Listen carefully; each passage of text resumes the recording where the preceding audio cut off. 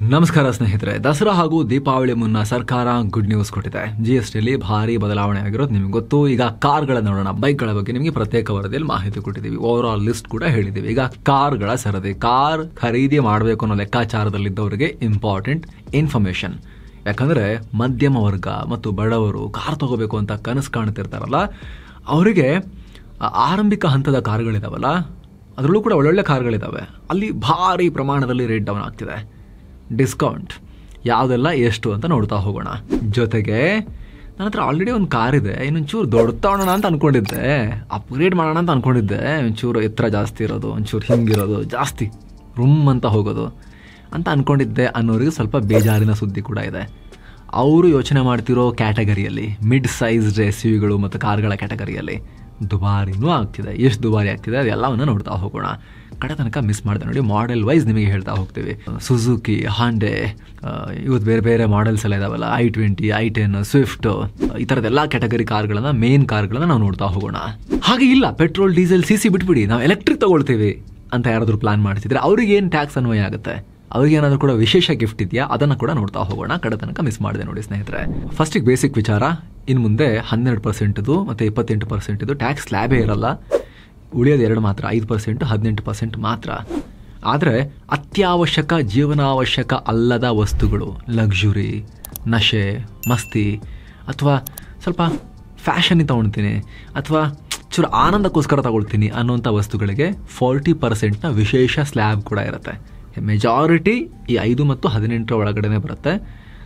ಕೆಲವು ವಸ್ತುಗಳು 40% ವಿಶೇಷ ರೇಟ್ನಲ್ಲೂ ಕೂಡ ಬರುತ್ತೆ. ಅದನ್ನು ಸರ್ಕಾರ ಹೇಳ್ತಿಲ್ಲ, 3ನೇ ದಿನೊಂದು ಸ್ಲ್ಯಾಬ್ ಇದೆ ಅಂತ, ಸ್ಪೆಷಲ್ ರೇಟ್ ಅಂತ ಅಷ್ಟೇ ಹೇಳ್ತಿದ್ದಾರೆ. ಮೇನ್ಲಿ ಇವೆರಡು ಇರುತ್ತೆ, 5 ಮತ್ತು 18 ಇರುತ್ತೆ. ಅದನ್ನು ನಾವು ನೋಡ್ತಾ ಹೋಗೋಣ. ಕಾರ್ ವಿಚಾರಕ್ಕೆ ಬಂದಾಗ ಆ ವಿಶೇಷ ರೇಟ್ 40% ಇಂಪಾರ್ಟೆಂಟ್ ಆಗುತ್ತೆ. ಅದು ಯಾಕೆ ಅಂತ ಕೂಡ ಹೇಳ್ತೀವಿ. ಮೊದಲಿಗೆ EV ಬಗ್ಗೆ ಡೌಟ್ ಕ್ಲಿಯರ್ ಮಾಡಿಬಿಡ್ತೀವಿ. ಸ್ನೇಹಿತರೆ, ನಿಮಗೆ ಜಾಸ್ತಿ ಟ್ಯಾಕ್ಸ್ ಕಟ್ಟಕ್ಕೆ ಇಷ್ಟ ಇಲ್ವಾ? 18% ಕಟ್ಟಕ್ಕೆ ಇಷ್ಟ ಇಲ್ವಾ? ತುಂಬ ಲೋ ಕಟ್ಟಬೇಕಾ? EV ತೊಗೊಂಡ್ಬಿಡ್ಬೇಕಷ್ಟೇ. ಯಾಕಂದರೆ EVಗಳಿಗೆ 5% ಟ್ಯಾಕ್ಸ್ ಇತ್ತು, ಅದು ಹಾಗೆ ಮುಂದುವರಿಯುತ್ತೆ. ಅದು ಚಿಕ್ಕದಾದರೂ ತಗೊಳ್ಳಿ, ದೊಡ್ಡದಾದರೂ ತಗೊಳ್ಳಿ, ಕಾರ್ ಆದರೂ ತಗೊಳ್ಳಿ, ಬೈಕ್ ಆದರೂ ತಗೊಳ್ಳಿ, ಸ್ವಲ್ಪ ದೊಡ್ಡದು, ಸ್ವಲ್ಪ ಐಷಾರಾಮಿ ಥರ ಇರೋದಾದ್ರು ತಗೊಳ್ಳಿ, ಅಥವಾ ಎಂಟ್ರಿ ಲೆವೆಲ್ ಆದ್ರೂ ತಗೊಳ್ಳಿ, 5% ಇರುತ್ತೆ. ಆದರೆ ಪೆಟ್ರೋಲ್, ಡೀಸೆಲ್ ಹಾಕೋ ಕಾರುಗಳಿಗೆ, ಗ್ಯಾಸ್ನಲ್ಲಿ ಓಡೋ ಕಾರುಗಳಿಗೆ, ಅವುಗಳಿಗೆ 2 ಸ್ಲ್ಯಾಬ್ ಇರುತ್ತೆ. 18% ಮತ್ತು ಸ್ವಲ್ಪ ಗಮ್ಮತ್ತಿನ ಕಾರುಗಳಿಗೆ ಅಥವಾ ಸ್ವಲ್ಪ ದೊಡ್ಡದು ಅಂಥ ಕಾರುಗಳಿಗೆ 40% ಇರುತ್ತೆ. ಸಣ್ಣ ಕಾರುಗಳಿಗೆ ಸುಗ್ಗಿ. ಕಾರ್ ಸೆಗ್ಮೆಂಟ್ನಲ್ಲಿ ದೊಡ್ಡ ಫಲಾನುಭವಿಗಳು ಸಣ್ಣ ಕಾರುಗಳು. ಇಲ್ಲಿ ಸಣ್ಣ ಕಾರ್ ಅಂದರೆ 1200 CCಗಿಂತ ಕಮ್ಮಿ ಸಾಮರ್ಥ್ಯದ ಎಂಜಿನ್ ಹೊಂದಿರೋ ಹಾಗೂ 4 ಮೀಟರ್ಗಿಂತ ಉದ್ದ ಇಲ್ಲದ, 4 ಮೀಟರ್ಗಿಂತ ಒಳಗಿರೋ ಸಬ್ 4 ಮೀಟರ್ ಕಾರುಗಳು. ತೀರಾ ಚಿಕ್ಕದು ನಿಮಗೆ ಒಂದು ಕಾಲದಲ್ಲಿ ಬರ್ತಾ ಇದ್ವಲ್ಲ, ಮಾರುತಿ 800, ಆಮೇಲೆ ಆಲ್ಟೋ, ಆ ಲೆವೆಲಿಗೆ ಚಿಕ್ಕದಿರಬೇಕು ಅಂತೇನಿಲ್ಲ ನೋಡಿ. ಟಾಟಾ ಟಿಯಾಗೋ, ಮಾರುತಿ ಸ್ವಿಫ್ಟಿಂದ ಹಿಡಿದು ಹಾಂಡೆ i10, i20, ಟಾಟಾ ಪಂಚ್, ಇಂಥ ಕಾರುಗಳು ಕೂಡ 4 ಮೀಟರ್ ಒಳಗೇನೆ ಬರ್ತವೆ. ಕೆಲವೊಂದಷ್ಟು ಮಿನಿ SUVಗಳು ಕೂಡ ಈ ಕ್ಯಾಟಗರಿಯಲ್ಲೇ ಬರ್ತವೆ. ನಿಸಾನ್ ಮ್ಯಾಗ್ನೈಟ್ ಆಗಿರ್ಬೋದು, ಕೈಗರ್ ಆಗಿರ್ಬೋದು, ರೆನೋ ಕೈಗರ್ ಆಗಿರ್ಬೋದು, ಹಾಂಡೆನ ವೆನ್ಯೂ ಆಗಿರ್ಬೋದು, ಕಿಯಾದ ಸಾನೆಟ್ ಆಗಿರ್ಬೋದು, ಅವುಗಳು ಕೂಡ ಸಬ್ 4 ಮೀಟರೇ ಬರ್ತವೆ. ಹಾಗೆ 1200 CCಯ ಒಳಗೇನೆ ಬರ್ತವೆ. ಆ ರೀತಿಯ ಇಂಜಿನ್ ಆಪ್ಷನ್ಸ್ ಕೂಡ ಅವುಗಳಲ್ಲಿ ಇದಾವೆ. ಟರ್ಬೋ ಪೆಟ್ರೋಲ್ ಆಪ್ಷನ್ಗಳು ಅವೆಲ್ಲ ಇದಾವೆ.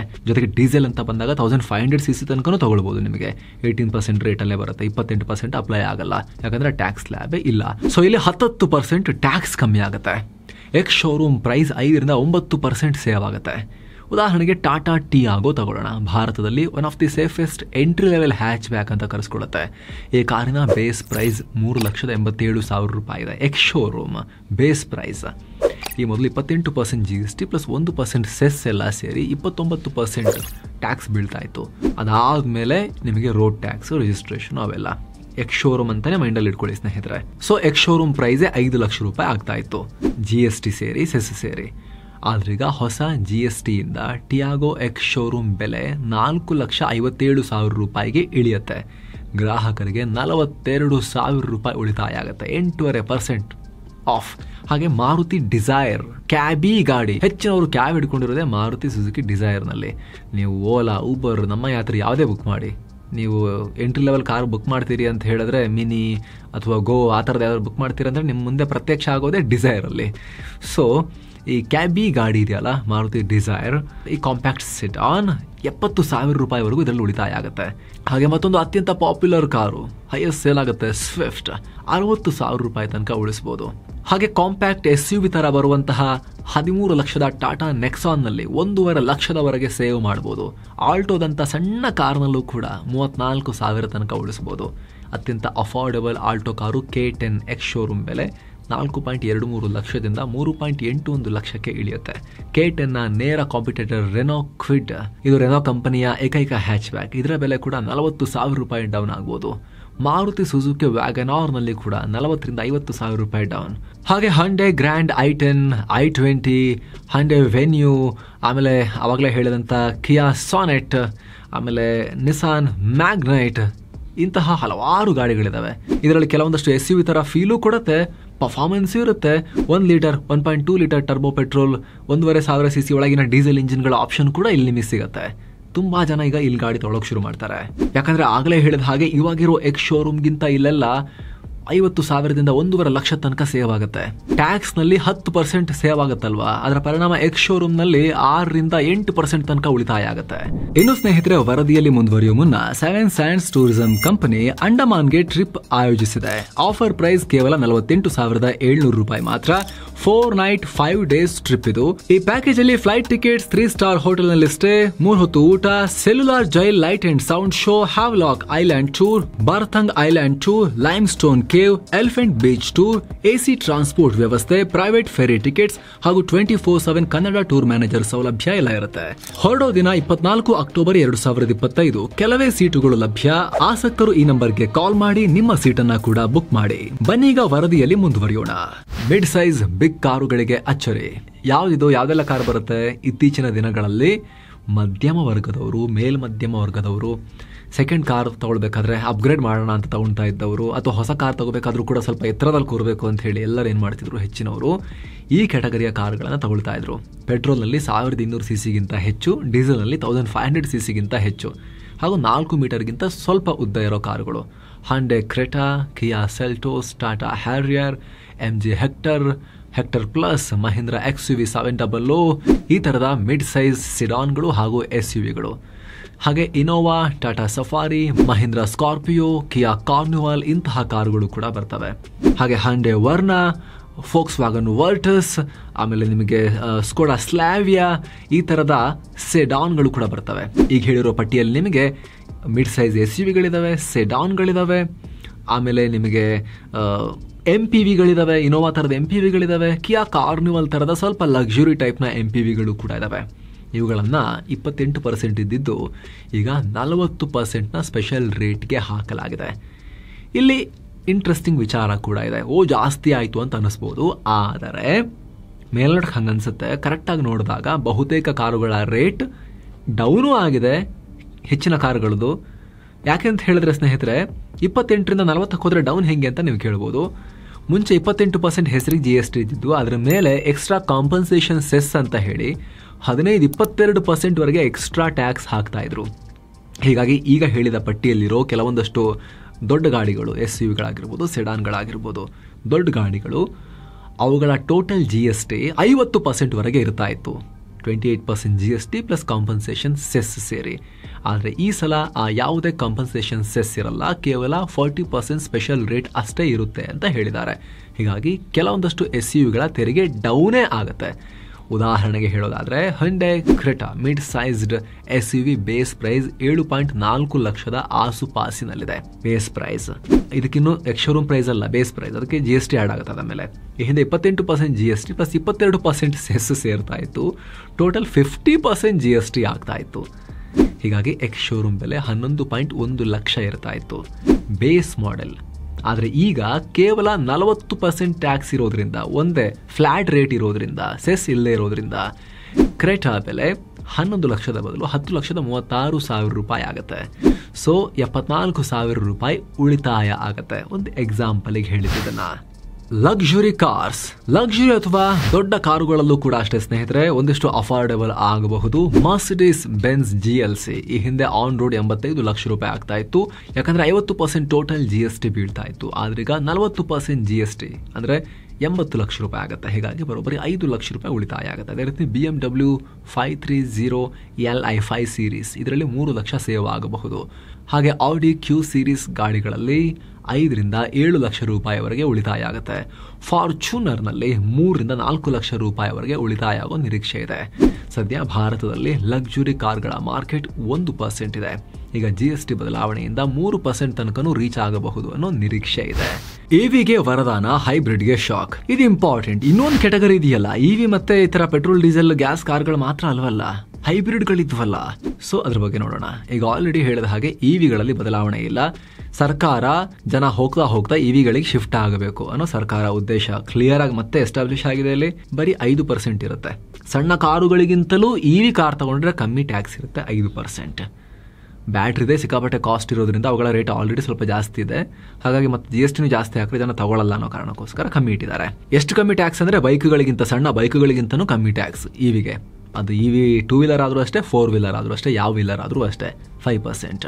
ಆದ್ರೂ ಕೂಡ ಸ್ನೇಹಿತರೆ, ಬ್ಯಾಟ್ರಿ ಕಾಸ್ಟ್, ಟೆಕ್ನಾಲಜಿ ಕಾಸ್ಟ್ ಸ್ವಲ್ಪ ಜಾಸ್ತಿ ಇರೋದ್ರಿಂದ, ಆರಂಭಿಕ ಹಂತ ಆಗಿರೋದ್ರಿಂದ ಈಗ ಪೆಟ್ರೋಲ್ ಡೀಸೆಲ್ ಕಾರುಗಳ ರೇಟೇ ತುಂಬಾ ಡೌನ್ ಆಗೋದ್ರಿಂದ ತುಂಬಾ ಜನ ಮತ್ತೆ ಇದಕ್ಕೆ ಬರ್ಬೋದು, EV ಬಿಟ್ಟು.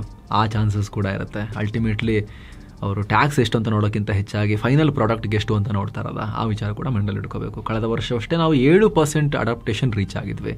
ಮತ್ತೆ ಸ್ಲೋ ಆಗ್ಬೋದು ಈಗ ಅದು EV ಅಡಾಪ್ಟೇಷನ್. ಈಗ ಹೈಬ್ರಿಡ್ ವಿಚಾರಕ್ಕೆ ಬರೋಣ. EVಗೆ ಫುಲ್ ಶಿಫ್ಟ್ ಆಗೋಕ್ಕಿಂತ ಮುಂಚೆ ಹೈಬ್ರಿಡ್ ಕಾರುಗಳ ಕಡೆಗೆ ಫೋಕಸ್ ಮಾಡೋಣ. ಎಲೆಕ್ಟ್ರಿಕ್ ಮತ್ತೆ ಫಾಸಿಲ್ ಫ್ಯೂಲ್, ಪೆಟ್ರೋಲ್ ಡೀಸೆಲ್ ಇವುಗಳ ಹೈಬ್ರಿಡ್ ವರ್ಷನ್ನ ಗಾಡಿಗಳಿರ್ತಾವಲ್ಲ, ಅವುಗಳಿಗೆ ಸ್ವಲ್ಪ ಸಪೋರ್ಟ್ ಕೊಡಿ ಅಂತ ಹೇಳಿ ಆಟೋಮೊಬೈಲ್ ಕಂಪನಿಗಳು ಕೇಳಿದ್ವು. ಮುಖ್ಯವಾಗಿ ಯಾರು ಜಾಸ್ತಿ ಹೈಬ್ರಿಡ್ ಸೇಲ್ ಮಾಡ್ತಾರೆ ಇಂಡಿಯಾದಲ್ಲಿ? ಇಲ್ಲಿ ಮಾರುತಿ ಸುಜುಕಿ ಮತ್ತು ಟೊಯೋಟಾದವರು ಸೇಲ್ ಮಾಡ್ತಾರೆ. ಅವ್ರ ಹತ್ರ ಅವರಿಬ್ಬರು ಟೆಕ್ನಾಲಜಿ ಶೇರ್ ಮಾಡಿಕೊಂಡು ಸುಮಾರು ಕಾರ್ಗಳನ್ನು, ಪಾಪ್ಯುಲರ್ ಕಾರ್ಸ್ನ ಮಾಡ್ಕೊಂಡಿದ್ದಾರೆ. ಸೊ ಅವ್ರು ಕೇಳ್ಕೊಂಡಿದ್ರು. ಆದರೆ ಸರ್ಕಾರ ಅರ್ಧ ಮನವಿಯನ್ನು ಮಾತ್ರ ಪುರಸ್ಕರಿಸಿದೆ. ಎಲ್ಲರಿಗೂ ಇಲ್ಲಿ ಅನುಕೂಲ ಮಾಡಿಕೊಟ್ಟಿಲ್ಲ. ಈ ಡಿಮಾಂಡ್ ವಿಚಾರಕ್ಕೆ ಸಂಬಂಧಪಟ್ಟಂತೆ, ಹೈಬ್ರಿಡ್ ವಿಚಾರಕ್ಕೆ ಸಂಬಂಧಪಟ್ಟಂತೆ 4 ಮೀಟರ್ ಉದ್ದ, 1200 cc ಕೆಳಗಿನ ಪೆಟ್ರೋಲ್ ಎಲೆಕ್ಟ್ರಿಕ್ ಹಾಗೆ 1,500 cc ಒಳಗಿನ ಡೀಸೆಲ್ ಎಲೆಕ್ಟ್ರಿಕ್ ಕಾರ್ನ 18% GSTಗೆ ತಗೊಂಬಂದಿದೆ. ಅಲ್ಲಿ ಸ್ಮಾಲ್ ಕಾರ್ಸಲ್ಲಿ ಏನು ಮಾಡಿದಾರೋ ಇಲ್ಲೂ ಅದನ್ನೇ ಮಾಡಿದ್ದಾರೆ. ಆದರೆ ಅದಕ್ಕಿಂತ ದೊಡ್ಡ ಮಿಡ್ ಸೈಜ್ಡ್ ಮತ್ತು ಲಾರ್ಜ್ ಸೈಜ್ಡ್ ಹೈಬ್ರಿಡ್ ಕಾರುಗಳನ್ನು 40% GSTಗೆ ತಳ್ಳಿದ್ದಾರೆ. ಹೀಗಾಗಿ ದೊಡ್ಡ ಹೈಬ್ರಿಡ್ ಕಾರ್ ತಗೊಳ್ಳೋರಿಗೆ ನಿರೀಕ್ಷೆ ಮಾಡಿದಷ್ಟು ಲಾಭ ಇಲ್ಲ. ಮುಂಚೆ ಕಂಪೇರ್ ಮಾಡಿದ್ರೆ 40% ಫ್ಲಾಟ್ ರೇಟ್ ವಿದೌಟ್ ಸೆಸ್ ಇರೋದ್ರಿಂದ ಲಾಭ ಇದೆ. ಇನೋವಾ ಹೈಕ್ರಾಸ್ನಂತಹ ಲಾರ್ಜ್ ಹೈಬ್ರಿಡ್ ಗಾಡಿಗಳಲ್ಲಿ ಹತ್ತತ್ರ 1,30,000 ತನಕ ಸೇವ್ ಮಾಡ್ಬೋದು. ಆದರೆ EV ರೇಂಜ್ಗೆ ಕಮ್ಮಿ ಆಗುತ್ತೆ ಅನ್ನೋ ಆಸೆ ಇಟ್ಕೊಂಡಿದ್ರಲ್ಲ, ಇಲ್ಲ, EV ರೇಂಜ್ಗೆ ಬರಬೇಕು ಅಂದ್ರೆ ಪ್ಯೂರ್ EV ಇದ್ರೆ ಮಾತ್ರ ಅಂತ ಸರ್ಕಾರ ಹೇಳಿದೆ. ಈ ರೀತಿ ಮಧ್ಯದಲ್ಲಿ ಸ್ವಲ್ಪ ಟೈಮ್ ಹೈಬ್ರಿಡ್ ಮಾಡಿ ಆಮೇಲೆ EVಗೆ ಹೋಗೋಣ ಅನ್ನೋ ಐಡಿಯಾವನ್ನ ಪುರಸ್ಕರಿಸಿಲ್ಲ. ಡೈರೆಕ್ಟ್ EV ಅಡಾಪ್ಟೇಷನ್ಗೆ ಜಾಸ್ತಿ ಮಹತ್ವ ಕೊಟ್ಟಿದೆ. 5% ಇಟ್ಟಿದ್ದಾರೆ ಪ್ಯೂರ್ EVಗೆ. ಯಾವ ಕಂಪನಿಗೆ ಲಾಭ? ಇತ್ತೀಚಿನ ವರ್ಷದಲ್ಲಿ ಆಟೋಮೊಬೈಲ್ ಸೇಲ್ ಡೌನ್ ಆಗಿತ್ತು. ಹೀಗಾಗಿ GST ಬದಲಾವಣೆ ಕಾರ್ ಕಂಪನಿಗಳಿಗೆ ದೊಡ್ಡ ಬೂಸ್ಟ್ ಕೊಡುತ್ತೆ. ಆಲ್ರೆಡಿ ನಿಫ್ಟಿ ಆಟೋ ಶೇರು ಇತ್ತೀಚಿನ ದಿನಗಳಲ್ಲಿ ಸುದ್ದಿ ಬಂದಲ್ಲಿಂದ GST ಚೇಂಜ್ದು ಏರಿಕೆ ಆಗ್ತಾನೆ ಹೋಗಿತ್ತು. ಈ ಘೋಷಣೆಯಾದ ಮರುದಿನ ಕೂಡ 1% ಜಂಪ್ ಆಗಿತ್ತು ಹತ್ತತ್ರ. ಅದರಲ್ಲೂ ಸ್ಮಾಲ್ ಕಾರ್ಸ್ ಪೋರ್ಟ್ಫೋಲಿಯೋ ಹೊಂದಿರೋ ಕಂಪನಿಗಳಿಗೆ ಹೆಚ್ಚು ಲಾಭ. ಮಾರುತಿ ಸುಜುಕಿ, ಟಾಟಾ ಮೋಟಾರ್ಸ್, ಹಂಡೈ ಇವರಿಗೆಲ್ಲ ಹೆಚ್ಚು ಲಾಭ ಆಗುತ್ತೆ. ಅದರಲ್ಲೂ ಕೂಡ ಮಾರುತಿ ಸುಜುಕಿ ಇದರಲ್ಲಿ ಕಿಂಗ್. ಈ ಸೆಗ್ಮೆಂಟಲ್ಲಿ Alto, WagonR, Swift, Baleno, Brezza, Vitara, Dzire ಇವ್ರದ್ದು ವೆರೈಟಿ ಗಾಡಿಗಳಿದಾವೆ ಈ ಸೆಗ್ಮೆಂಟ್ನಲ್ಲಿ. ಎಂಟ್ರಿ ಲೆವೆಲ್ ಹ್ಯಾಚ್ ಬ್ಯಾಕ್ಸ್ ಮತ್ತು ಸಬ್ 4 ಮೀಟರ್ ಕಾಂಪ್ಯಾಕ್ಟ್ ಮಾಡೆಲ್ಸ್ನ ಇವರು ಸಾಕಷ್ಟು ಹೊಂದಿದ್ದಾರೆ. ಹಾಗೆ ಟಾಟಾ ಇವ್ರದ್ದು ಕೂಡ ಇದೆ. ಇವರು ಕಾಂಪ್ಯಾಕ್ಟ್ ಮತ್ತು ಸ್ಮಾಲ್ SUV ಕಿಂಗ್ಗಳು. ಯಾವೆಲ್ಲ ಕಾರ್ಸ್ ಅಂತ ನಿಮಗೆ ಆವಾಗಲೇ ಹೇಳಿದ್ವಿ. ಆದರೆ ಹೈಬ್ರಿಡ್ ಹಾಗೂ ಪ್ರೀಮಿಯಂ ಕಾರ್ಗಳನ್ನು ನಂಬ್ಕೊಂಡಿದ್ದ ಕಂಪನಿಗಳು ಈಗ ಸ್ಟ್ರಾಟಜಿಯನ್ನು ಚೇಂಜ್ ಮಾಡಬೇಕಾಗಿ ಬರಬಹುದು. ಸ್ಮಾಲ್ ಕಾರ್ಸ್ ಕಡೆಗೆ ಜಾಸ್ತಿ ಫೋಕಸ್ ಮಾಡೋಕೆ ಶುರು ಮಾಡ್ತಾರೆ, ಅಥವಾ ಸಬ್ 4 ಮೀಟರ್ ಕ್ಯಾಟಗರಿಯಲ್ಲಿ 1,500 cc ಇದ್ದಂತಹ ಗಾಡಿಗಳನ್ನು ಸ್ವಲ್ಪ ಚಿಕ್ಕದು ಮಾಡಿ 1,200 cc ಟರ್ಬೋ ಪೆಟ್ರೋಲ್ ಕೊಟ್ಟು, ಪವರ್ ಜಾಸ್ತಿ ಕೊಟ್ಟು, ಯಾಕಂದರೆ ಟರ್ಬೋ ಪೆಟ್ರೋಲ್ ಕೊಟ್ಟಾಗ ಅದೇ ಸೈಜಲ್ಲಿ 1,200 cc ಯಲ್ಲೇ 1,700 cc ಲೆವೆಲ್ನ ಪವರ್ ಜನರೇಟ್ ಆಗುತ್ತೆ. So automobile industry turbo petrol ಕಡೆ ಮುಖ ಮಾಡ್ತಿರೋದೇ ಅದಕ್ಕೆ. ಟ್ಯಾಕ್ಸ್ ಕಮ್ಮಿನೂ ಆಗುತ್ತೆ. ಈಗ ಉದಾಹರಣೆಗೆ 1000 cc ಒಂದು ಟರ್ಬೋ ಪೆಟ್ರೋಲ್ ಎಂಜಿನ್ ನಿಮಗೆ ರೆಗ್ಯುಲರ್ ಇಂಜಿನಲ್ಲಿ 1,500 cc ಲೆವೆಲ್ಗೆ ಪವರ್ ಜನರೇಟ್ ಮಾಡುತ್ತೆ, ಹೆಚ್ಚು ಕಮ್ಮಿ. ಸೊ ಟ್ಯಾಕ್ಸೇಷನ್ ಕಮ್ಮಿನೇ ಬೀಳುತ್ತಲ್ಲ. ಹೀಗಾಗಿ ಆ ರೀತಿ ಏನಾದರೂ ಅಡ್ಜಸ್ಟ್ಮೆಂಟ್ ಮಾಡಿಕೊಂಡು ಹೊಸ ಸ್ಟ್ರಾಟಜಿಯೊಂದಿಗೆ ಬರಬೇಕಾಗುತ್ತೆ. ಪ್ರೀಮಿಯಂ ಮತ್ತು ಮಿಡ್ ಸೈಜ್ನಲ್ಲಿ ಜಾಸ್ತಿ ಸೇಲ್ ಮಾಡ್ತಿದ್ದವರು. ಆದರೆ ಸ್ನೇಹಿತರೆ, ಮಿಡ್ ಮತ್ತು ಲಾರ್ಜ್ ಕಾರ್ಗಳಲ್ಲೂ ಕೂಡ ಬಹಳ ಸೇಲ್ ಕಮ್ಮಿ ಆಗುತ್ತೆ ಅಂತ ಹೇಳೋಕ್ಕಾಗಲ್ಲ. ಯಾಕಂತ ಹೇಳಿದ್ರೆ ನಮ್ಮ ದೇಶದಲ್ಲಿ ನಿಧಾನಕ್ಕೆ ಜನ ಅಲ್ಲಿಗೆ ಮೂವ್ ಆಗೋಕೆ ಶುರು ಮಾಡಿದ್ರು. ಈಗ ಮುಂಚೆ ಕಂಪೇರ್ ಮಾಡಿದ್ರೆ 40% ಅಂತ ದೊಡ್ಡದು ಕಂಡ್ರೂ ಕೂಡ ಮುಂಚೆ ಸೆಸ್ ಎಲ್ಲ ಇದ್ದಿದ್ರಿಂದ ಇವಾಗಿನಗಿಂತ ಜಾಸ್ತಿನೇ ಟ್ಯಾಕ್ಸ್ ಆಗುತ್ತೆ. ಇವಾಗಿನ್ನೂ ಕಮ್ಮಿನೇ ಆಗುತ್ತೆ, ಅಲ್ಲೂ ಕೂಡ 1 ಲಕ್ಷ 1.5 ಲಕ್ಷ ಹಿಂಗೆಲ್ಲ ಉಳಿತಾಯನೇ ಆಗುತ್ತೆ.